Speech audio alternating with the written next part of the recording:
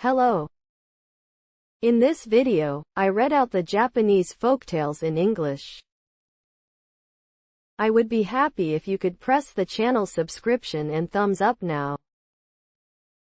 Let's begin. Under the beautiful blue sky, there was a factory with several chimneys and black smoke rising from them. Inside the factory, they manufactured candy chocolates. The manufactured candy chocolates were placed in small boxes and sent to various towns, villages, and cities. One day, many boxes of candy chocolates were loaded onto a car. They were transported from the factory, along a long, winding road, to a train station, and from there they were sent off to the faraway countryside. On the boxes of candy chocolates, cute angels were painted. The fates of these angels varied greatly.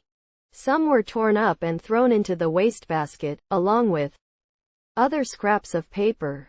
Others were thrown into the stove fire. Others were left on the muddy road. After all, the children only needed to eat the candy that was in the box, and there was no longer any need for the empty box.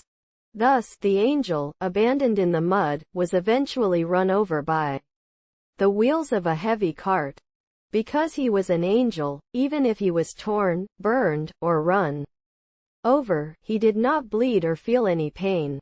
However, while on this earth, there were only interesting and sad things, and in the end, all the souls flew away into the blue sky. Now, the angel was being driven in a car along a long, winding road toward the station. He was gazing at the beautiful clear blue sky, the trees, and the buildings stacked on top of each other, and he was talking to himself. That black, smoky building is a factory where candy chocolates are made. What a beautiful sight! I can see the sea in the distance, and a bustling town over there. If I could go there, I would have liked to go to that town. I'm sure there would be interesting and funny things there. But now, I'm heading to the station. I'll be put on a train and taken to a faraway place. If that happens, not only will I never be able to come to this city again, but I'll never be able to see this scenery again. The angel was sad to leave the bustling city behind and head off into the distance. But he was also excited to think about where he was going. By noon that day, the candy chocolates were already rocking on the train.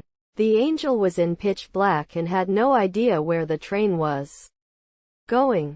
At that time, the train was running steadily toward the northeast, passing through fields, under hills, on the outskirts of villages, and over iron bridges spanning large rivers.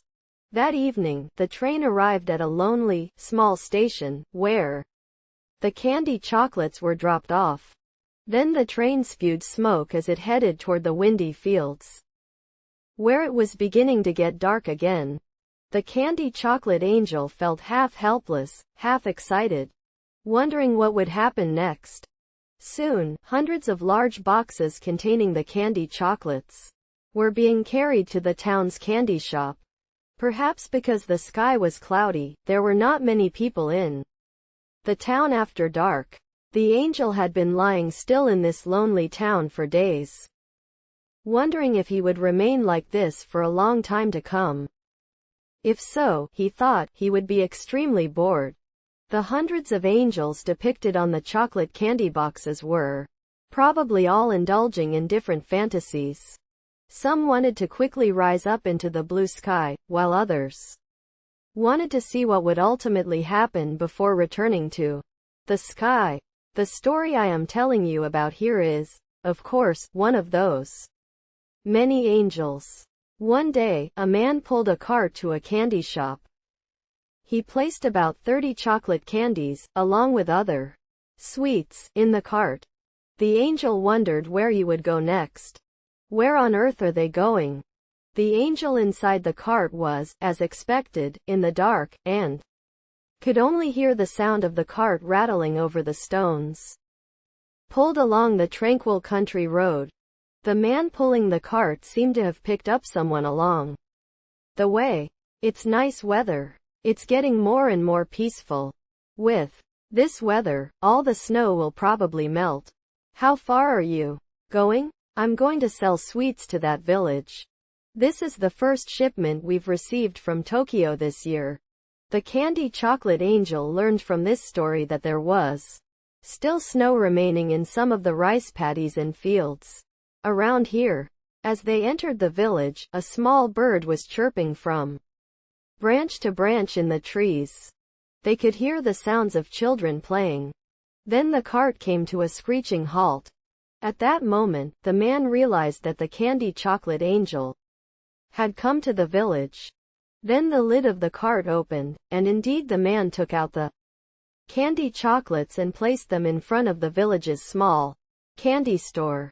He also lined up various other sweets. The owner of the candy store picked up the candy chocolates and said, "These are all 10-cent candy chocolates. If you have any 5-cent ones, please take them. The 10-cent ones don't sell very well around here. They're all 10-cent ones, though. In that case, I'll leave 3 or 4 for you," said the young man pulling the cart. "In that case, please leave just 3, the lady replied. Only 3 candy chocolates were left in the shop. The lady put the 3 candy chocolates in a large glass jar and displayed it in a place where it could be seen from outside. The young man pulled the cart and went home. He may have traveled to another village from now on. The candy chocolates made in the same factory had been on the same train and had shared a common fate up to this point, but now they had to part ways, to places unknown to each other. These angels would probably never see each other's faces again in this world. There was no other way than for them to one day rise into the blue sky and talk about the fates they had shared in this world. From inside the jar, the angel looked at the small river flowing in front of the house. The sunlight shone brightly on the water. Eventually the sun set. The nights in the countryside were still cold and lonely. But when dawn broke, a small bird came to the same grove and started singing. The weather was fine that day. The mountains over there were hazy. The children came to play in front of the candy shop. At that moment, the candy chocolate angel imagined that if the children bought candy and let it float in the stream, they would follow the water and flow among the distant, hazy mountains over there. But, as the landlady had once said, the peasant children could not buy a 10-cent candy chocolate. In the summer, swallows flew in, and they projected their cute figures on the surface of the stream. On another hot day, travelers came to the shop to rest. They talked about the 4 directions. However, during that time, no one had anything to buy the candy chocolate from. So, the angel could neither rise to the sky, nor travel anywhere else from here. As the days passed, the glass jar naturally became dirty and dusty.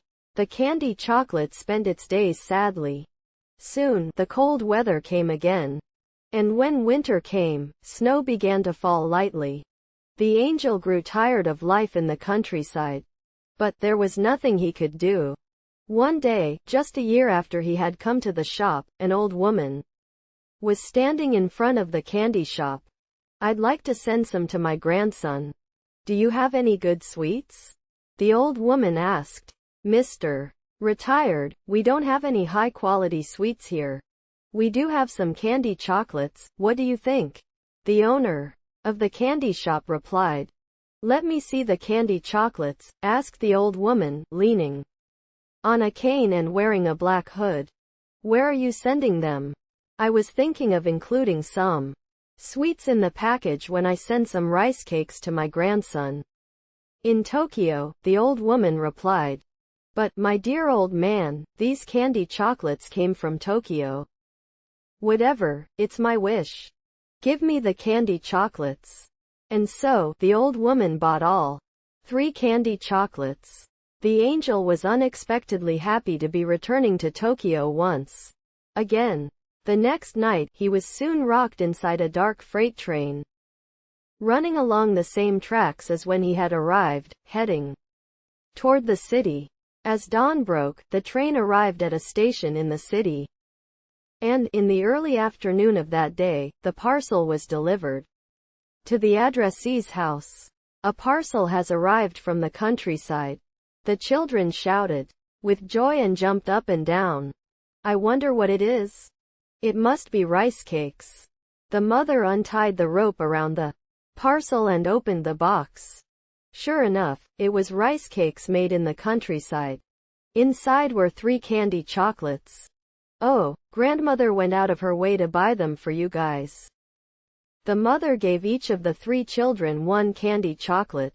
Oh, it's candy chocolates. The children were delighted, but they took them in their hands and went outside to play. It was still cold, in the early spring twilight. On the road, children were playing tag. The 3 children were eating candy chocolates from the box, and tossing them to Pochi, a white dog who was following them closely. When the box was completely emptied, one of them threw the empty box into the gutter. The other one broke it. The other one threw it to Pochi, and the dog picked it up and flew around. The sky was a truly nostalgic blue. It was still too early for other flowers to bloom, but the plum blossoms were already giving off their fragrance. In this quiet twilight, the 3 angels rose into the blue sky. One of them, as if remembering, gazed the sky beyond the city in the distance. Black smoke was rising from the many chimneys, and it was hard to tell which one was the factory where their candy chocolates had long ago been made. However, beautiful lights could be seen shining here and there through the mist. The dark blue sky brightened gradually as we rose higher, and, before us, beautiful stars shone. That's that.